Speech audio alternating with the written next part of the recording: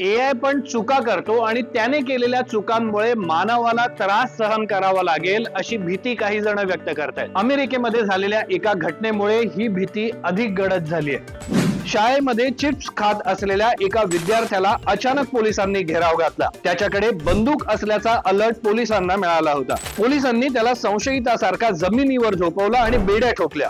झडती घेतली असता त्या मुलाकडे काहीच सापडलं नाही. सखोल तपासाअंती कळालं की ही चूक एआय मुळे झाली. एआय आधारित टेहळणी यंत्रणा ओमनी अलर्टने या विद्यार्थ्याच्या हातात असलेलं चिप्सचं पॅकेट बंदूक असल्याचा समज केला आणि पोलिसांना अलर्ट पाठवला. त्यानंतर हे सगळं नाट्य घडलं. घडल्या प्रकाराबद्दल ओमनी अलर्ट आणि शाळा प्रशासनानं विद्यार्थ्याची माफी मागितलेली आहे.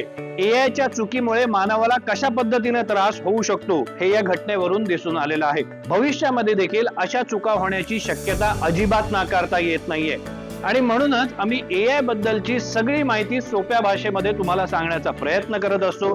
त्यामुळे एआय शपथ खरे सांगेनचे सगळे व्हिडिओ तुम्हाला पाहता यावेत यासाठी आम्हाला सगळ्या सोशल मीडिया प्लॅटफॉर्मवर फॉलो, सबस्क्राईब करायला विसरू नका. थँक्यू.